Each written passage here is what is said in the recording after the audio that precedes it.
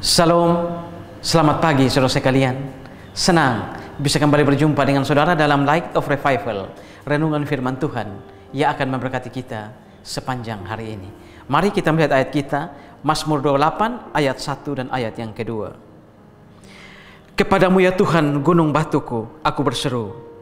Janganlah berdiam diri terhadap aku, sebab jika engkau tetap membisu terhadap aku menjadi seperti orang yang turun ke dalam liang kubur. Dengarkanlah suara permohonanku apabila aku berteriak kepadamu minta tolong dan mengangkat tanganku ke arah tempatmu yang kudus.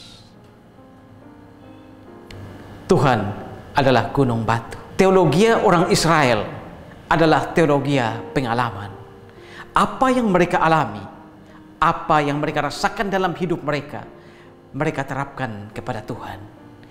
Ketika bangsa Israel masih sebagai satu bangsa yang berpindah-pindah, yang lari dari Mesir, keluar dari Mesir, mereka lari dari hutan ke hutan, gunung ke gunung. Lalu ketika musuh-musuh datang dan mengejar mereka, satu-satunya tempat berlindung mereka adalah gunung-gunung batu. Ketika mereka sudah lepas dari bangsa Mesir, pengalaman mereka ini kemudian mereka terapkan kepada Tuhan. Tuhan adalah gunung batuku. Lalu ketika bangsa Israel menjadi satu bangsa yang berdaulat, memiliki wilayah sendiri, memiliki daerah sendiri, mereka kemudian mendirikan benteng-benteng di dalam kota. Dan ketika musuh datang untuk menyerang mereka, mereka bersembunyi dalam benteng-benteng itu, benteng-benteng yang ada dalam kota. Pengalaman ini kemudian mereka terapkan kepada Tuhan. Tuhan adalah kota bentengku. Saudara-saudara, begitupun dengan Daud. Dia juga menerapkan pengalaman bangsa Israel ketika bersembunyi di gunung-gunung. Makanya Daud mengatakan, Tuhan adalah gunung batuku. Saudara-saudara, membaca Mazmur ini, kita bisa melihat ada 3 hal besar di sini. Yang pertama adalah seruan minta tolong. Yang kedua, Daud meminta agar jangan dibinasakan sebagai orang fasik. Dan yang ketiga, Daud mengucap syukur kepada Tuhan dan mengatakan, Tuhan adalah perisaiku, gunung batuku, tempatku berlindung. Saudara-saudara, ketika Daud berada dalam penderitaan dan malapetaka, dia merasa ada dalam kesusahan yang begitu panjang. Dia kemudian berseru, berdoa minta tolong kepada Tuhan. Tapi Tuhan seolah-olah tidak mendengar. Permohonan Daud seolah-olah tidak sampai ke telinga Tuhan. Daud kemudian meminta kepada Tuhan agar dia jangan dibinasakan seperti orang-orang fasik. Tetapi Daud tidak mengerti mengapa Tuhan begitu diam. Tuhan seolah tidak mendengar, seolah kata-kata Daud dan doa-doa Daud tidak sampai ke telinga Tuhan. Daud heran mengapa Tuhan diam. Tetapi saudara, pengalaman doa Daud yang panjang itu kemudian muncul fajar harapan yang baru ketika Tuhan menjawab doa Daud.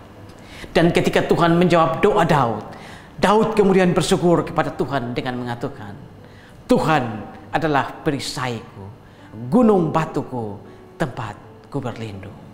Saudara-saudara, dalam kehidupan kita sehari-hari dalam dunia ini, seringkali kita berdoa kepada Tuhan. Dan terkadang seolah-olah kita merasa doa-doa kita, kata-kata kita, permohonan-permohonan kita itu tidak sampai kepada Tuhan, tidak sampai ke telinga Tuhan. Kita lalu mulai berpikir negatif seperti Daud. Mengapa Tuhan diam? Apakah Tuhan ingin menghukum aku? Apakah ada kesalahan yang aku perbuat? Tetapi kita pun harus seperti Daud. Sekalipun Tuhan seolah tidak mendengar, seolah kata-kata kita, doa-doa kita tidak sampai ke telinga Tuhan, kita tidak boleh berhenti untuk berdoa. Kita harus terus berdoa. Dan pengalaman doa kita yang panjang, sama seperti Daud, fajar harapan baru akan tiba ketika Tuhan menjawab doa-doa kita. Dan kita pun akan memuji Tuhan, bersyukur kepada Tuhan, mengungkapkan iman kita kepada Tuhan, bahwa Tuhan adalah perisaiku, gunung batu, tempatku berlindung. Saudara-saudara, kehidupan dalam dunia ini, ada begitu banyak hal yang datang menghantam kita bertubi-tubi. Ada begitu banyak penderitaan dan malapetaka yang menghajar kita. Selalu berdoa kepada Tuhan, selalu andalkan Tuhan. Sekalipun kadang-kadang seolah-olah doa-doa kita itu tidak sampai ke telinga Tuhan.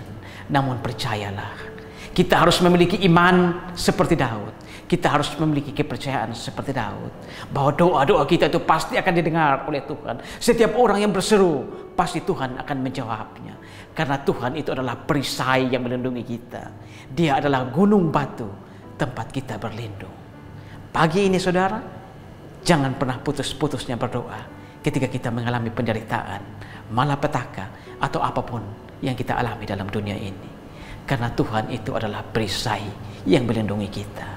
Dia adalah gunung batu tempat kita berlindung. Amin. Tuhan, terima kasih untuk firman-Mu pagi ini. Kami belajar dari firman Tuhan.